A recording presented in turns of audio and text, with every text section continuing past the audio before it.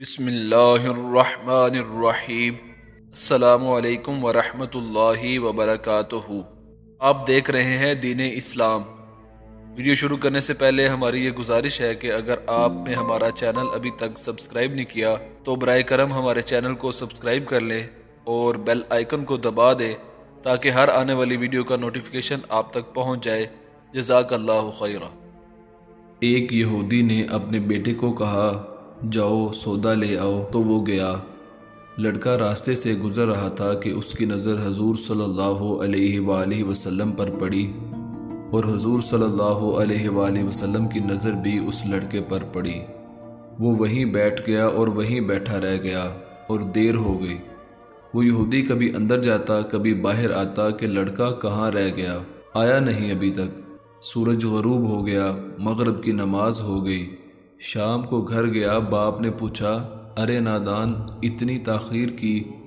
باپ بہت غصے میں کہ بڑا نادان اور پاگل ہے، میں نے کہا تھا جلدی آنا، تم اتنی دیر کر آئے ہو، اور تمہیں سودا لینے بھیجا تھا، تم خالی ہاتھ واپس آ گئے ہو، سودا کہاں ہے؟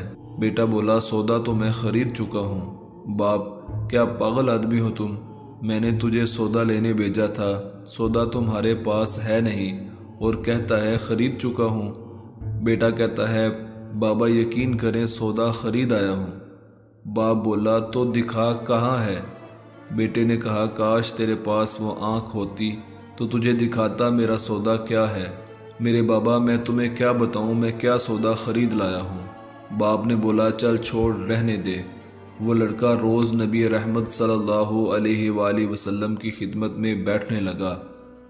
وہ یہودی کا اکلوتا بیٹا تھا، بہت پیارا تھا، اس لیے کچھ نہ کہا۔ کچھ دنوں بعد لڑکا بہت بیمار ہو گیا، کافی دن بیمار رہا، اتنا بیمار ہوا کہ کمزوری اتنی ہو گئی کروٹ لینا مشکل ہو چکی تھی، اور پھر قریب المرگ ہو گیا۔ یہودی بہت پریشان تھا، پھر بھاگا گیا حضور صلی اللہ علیہ وآلہ وسلم کی بارگاہ میں اور بولا میں آپ کے پاس آیا ہوں، آپ تو جانتے ہی ہیں میں یہودی ہوں، مجھے آپ سے کوئی اتفاق نہیں، مگر میرا لڑکا آپ کو دل دے گیا ہے اور قریب المرگ ہے، آپ کو رات دن یاد کر رہا ہے، کیا ممکن ہے آپ اپنے اس دشمن کے گھر آ کر اپنے عاشق کو ایک نظر دیکھنا پسند کریں گے؟ کیا یہ آرزو پوری ہو جائے گی کہ وہ مرنے سے پہلے آپ صلی اللہ علیہ وآلہ وسلم کا دیدار کر لے؟ وہ کسی اور چیز کی آرزو نہیں کر رہا۔ آپ صلی اللہ علیہ وآلہ وسلم نے یہ نہیں فرمایا میں جاؤں گا یا نہیں جاؤں گا۔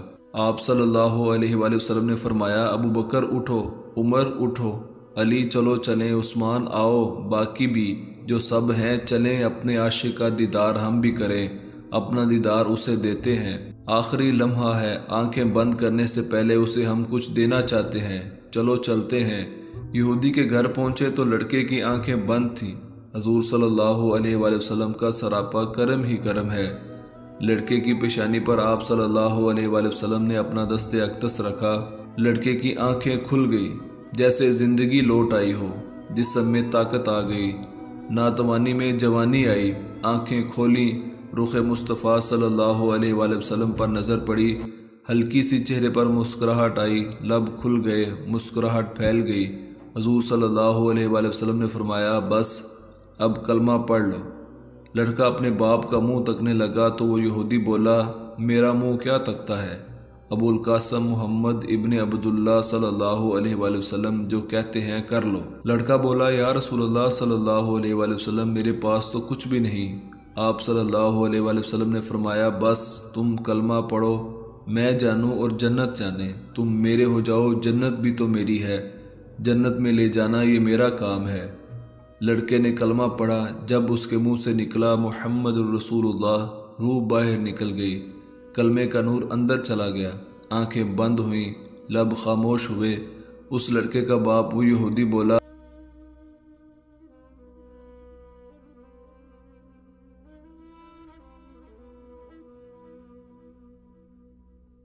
محمد صلی اللہ علیہ وآلہ وسلم میں اور آپ دونوں مخالف ہیں، اس لیے یہ لڑکا اب میرا نہیں رہا، اب یہ اسلام کی مقدس امانت ہے، کاشانہ نبوت صلی اللہ علیہ وآلہ وسلم سے اس کا جنازہ اٹھے تب ہی اس کی عزت ہے، لے جائیں اس کو۔ پھر آپ صلی اللہ علیہ وآلہ وسلم نے فرمایا، صدیق اٹھاؤ، عمر اٹھاؤ، عثمان آگے بڑھو، بلال آؤ تو صحیح، علی چلو دو کندھا، سب اٹھاؤ اسے۔ آقا علیہ السلام جب یہودی کے گھر سے نکلے تو یہ فرماتے جا رہے تھے، اس اللہ کا شکر ہے جس نے میرے صدقے سے اس بندے کو بخش دیا، اس اللہ کا شکر ہے جس نے میرے صدقے سے اس بندے کو بخش دیا۔ اللہ اکبر! کیا مقام ہوگا اس عاشق کی میت کا جس کو علی، عثمان، ابو بکر صدیق، عمر بن خطاب، بلال حبشی رضی اللہ تعالی عنہما جیسی مشہور شخصیات کندھا دے کر لے جا رہے ہوں اور آگے آگے محمد مصطفیٰ صلی اللہ علیہ وآلہ وسلم ہوں۔ قبر تیار ہوئی، کفن پہنایا گیا، حضور صلی اللہ علیہ وآلہ وسلم قبر کے اندر تشریف لے گئے، قبر میں کھڑے ہوئے اور کافی دیر کھڑے رہے اور پھر اپنے ہاتھوں سے اس عاشق کی میت کو اندر اتارا۔ آپ صلی اللہ علیہ وآلہ وسلم قبر کے اندر پنجوں کے بل چل رہے تھے، مکمل پاؤں مبارک نہیں رکھ رہے تھے۔ کافی دیر کے بعد آپ صلی اللہ علیہ وآلہ وسلم قبر سے باہر آئے تو چہرے پر تھوڑی زردی چھائی تھی، تھکن محسوس ہوئی۔ اللہ غنی! صحابہ پوچھتے ہیں، حضور صلی اللہ علیہ وآلہ وسلم یہ کیا ماجرا ہے؟ پہلے تو یہ بتائیے کہ آپ صلی اللہ علیہ وآلہ وسلم نے قبر میں پاؤں مبارک مکمل کیوں نہیں رکھا؟ آپ صلی اللہ علیہ وآلہ وسلم پنجوں کے بل کیوں چل رہے تھے؟ تو کریم آقا صلی اللہ علیہ وآلہ وسلم نے فرمایا،